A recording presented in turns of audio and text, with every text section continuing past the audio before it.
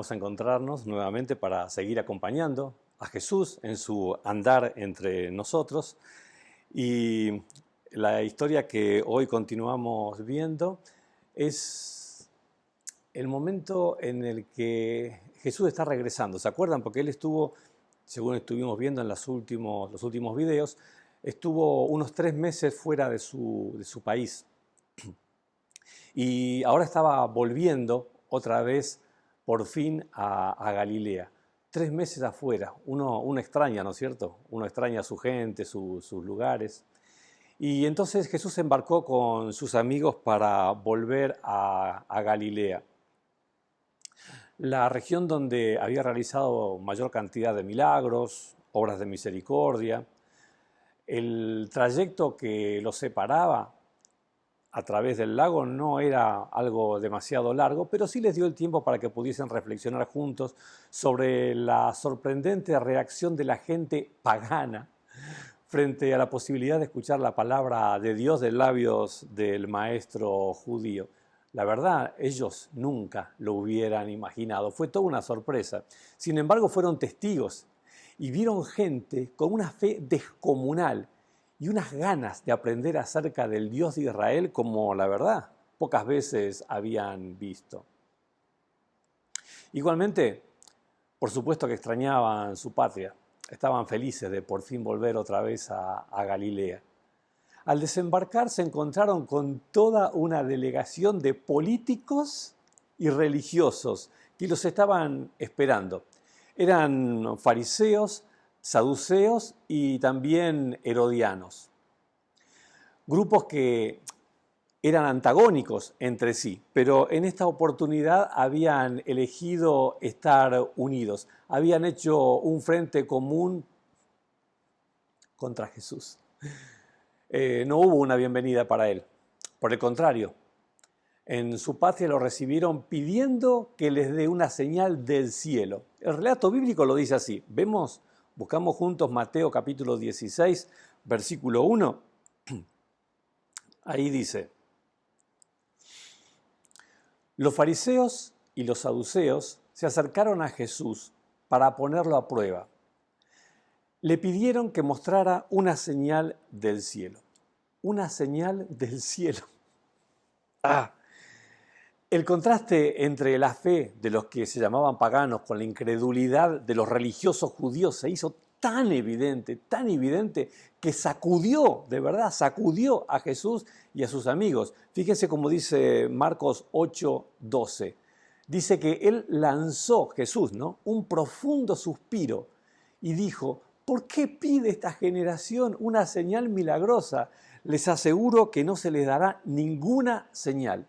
Un profundo gemido fue la primera reacción de Jesús. ¿Lo notaron? Los líderes del pueblo de Dios eran verdaderamente increíbles. Después de casi 3 años de ver las obras divinas realizadas por Jesús, le piden una señal. Claramente no era un pedido de fe, sino un pedido de incredulidad. Lo estaban desafiando a que documente su identidad con una evidencia que sea indiscutible. Deseaban que haga, no sé, retroceder el sol, como se había hecho en el tiempo de Ezequías, o que lo detenga, como hizo Dios por horas cuando Moisés se enfrentaba a unos enemigos, o querían tal vez que haga descender fuego del cielo. Miren, este intento de manipular a Dios para que sea creíble evidencia una incredulidad verdaderamente alarmante. Dolía escuchar a esas personas que todos los días oraban a Dios y después eran consultados por el pueblo que los tenía realmente como referencias. Claramente no hay peor ciego que aquel que no quiere ver, pero ¿saben? Peor aún es cuando ese ciego guía a muchos otros que confían en él. Por eso el gemido de Jesús. ¿Qué se podía hacer con ellos? ¿Atarles una piedra de molino al cuello y soltarlos en medio del lago? Suena interesante esa idea, ¿no? Pero saben que Jesús no se rinde tan fácilmente en su intento por salvar a los pecadores más ciegos que pueda haber, más allá de que, por supuesto, se lo merecerían, ¿no? Pero Jesús decidió impactarlos con una situación tan irónica como evidente. Al atardecer, ustedes dicen que habrá buen tiempo porque el cielo está rojizo, y por la mañana que habrá tempestad porque el cielo está nublado y amenazante. Ustedes saben discernir el aspecto del cielo, pero no las señales de los tiempos. Esta generación malvada y adúltera busca una señal milagrosa, pero no se les dará señal más que la señal de Jonás. Entonces Jesús los dejó y se fue. Con la fuerza de este mensaje en sus labios, dio media vuelta y se fue junto a sus discípulos. Vino a los suyos, pero los suyos lo rechazaron. Con cuánto dolor les dijo estas palabras tan fuertes para ver si se despertaban, y con cuánta tristeza se fue de su tierra nuevamente. Tanto tiempo realizando milagros en tierra Galilea, resucitó muertos, sanó leprosos, paralíticos, ciegos, sordos, mudos, endemoniados, y se atreven a pedirle una señal. Y Jesús les daría una señal, pero recién 8 meses más adelante. Una señal que sería infinita en su costo, pero la daría para todo aquel que en él crea, no se pierda, sino que alcance la vida eterna, ¿no? Era triste subir a la barca nuevamente, alejarse de esa querida playa. No había mucha conversación entre ellos. Mientras se alejaban de la costa, tenían tantas ganas de estar en su tierra y debían volverse otra vez cruzando el lago. Fue para todos un golpe inesperado. Tan sorpresivo fue para todos que recién al ir llegando a la otra orilla, los discípulos se dieron cuenta de que se habían olvidado de traer el pan. Estaban completamente sin alimento. Cruzaron el lago, dice el relato, pero a los discípulos se les había olvidado llevar el pan. Y comenzaron a ver y a conversar entre ellos para ver cómo solucionaban el problema. Y como estaban hablando del pan que se habían olvidado, Jesús quiso aprovechar esta oportunidad para decirles algo muy importante sobre los momentos que acababan de vivir en Galilea. Entonces Jesús les dijo: tengan cuidado, eviten la levadura de los fariseos y de los saduceos. Porque, ¿saben? En realidad, cuando los líderes hicieron ese pedido a Jesús, los discípulos hubieran preferido que Jesús acceda y haga una señal como lo pedían, porque ellos sabían muy bien que Jesús podía hacer cualquier señal que le pidieran y demostrar así su identidad divina. Eso terminaría las dudas de los dirigentes judíos, al menos, bueno, así es como ellos lo veían y pensaban que ocurriría. Los discípulos no entendían lo que el Señor les quería explicar. Creyeron que estaba preocupado porque pudieran pasar hambre y les estaba indicando que no compraran pan a un fariseo o a un saduceo, ya que Jesús estaba molesto con ellos. La falta de fe en Jesús, saben, siempre trae malos entendidos. ¿Cómo podían considerar la idea de que Jesús estuviera preocupado porque ellos olvidaron el pan? Es que los discípulos tenían en alta estima a los fariseos y a los saduceos, ¿saben? Y los respetaban mucho todavía. No se daban cuenta de la hipocresía de su actitud. Creían que era genuina la actitud que los llevó a pedir una señal a Jesús. Este era el punto que el Señor deseaba explicarles. Y no sería, evidentemente, una tarea sencilla. Las tradiciones aprendidas durante toda su vida dificultaban que pudieran ver con claridad la malicia con la que estaban actuando. No podían ver que sus líderes religiosos fuesen tan ciegos y menos que pudiesen atreverse a enfrentarse a Dios. Por eso Jesús decidió darles también a sus discípulos una enseñanza contundente. Era el momento ahora de abrirles los ojos. No podían seguir ciegos a la maldad que tenían estos dirigentes. ¿Cómo ustedes pueden creer que la falta de pan me podría estar preocupando?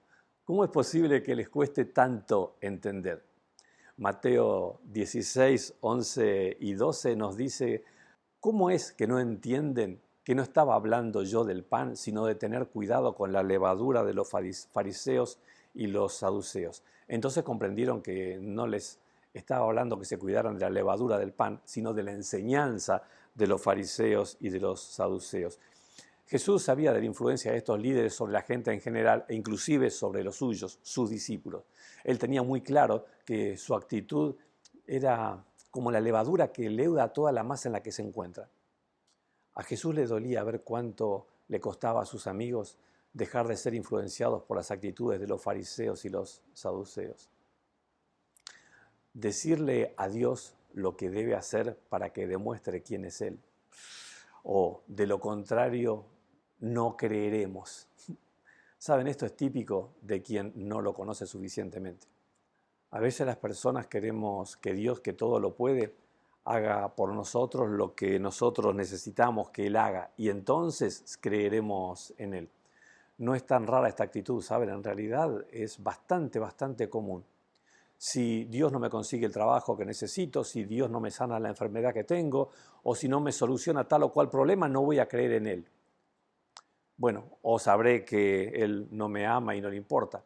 Saben que estos intentos conscientes, o tal vez inconscientes, de manipular a Dios, es una evidencia de que la persona en realidad vive separada de Dios y lo conoce muy poco. La levadura de los fariseos contiene parte de verdad. Ellos tenían un gran conocimiento religioso. El problema consistía en creer que tenían la verdad. Y si el mismo Dios se presentaba delante de ellos con una verdad diferente, no le creerían. Este pensamiento, por supuesto, nunca lo iban a afirmar con palabras, pero sus vidas daban evidencia de que esto es exactamente la forma en la que ellos pensaban. Y bueno, es admirable la visión del maestro hacia sus hijos. Él con claridad ve las amenazas que los acechan y les indica el camino para corregir el rumbo. Así no los dejará ser engañados. Pero puede verse con claridad en este episodio que las personas somos muy duras de entendimiento. Seguramente los discípulos que llevaban ya algunos años conviviendo con Jesús no eran más duros de entendimiento de lo que son sus hijos hoy, de lo que somos sus hijos hoy, ¿no te parece?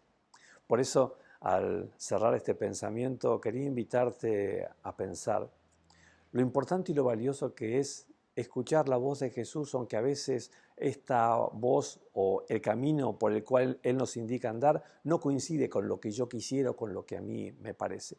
Porque Él es Dios y nadie más interesado está que Él de guiar nuestros pasos por el camino seguro para que al final de Él podamos encontrarnos con Jesús y así disfrutar con Él toda la eternidad.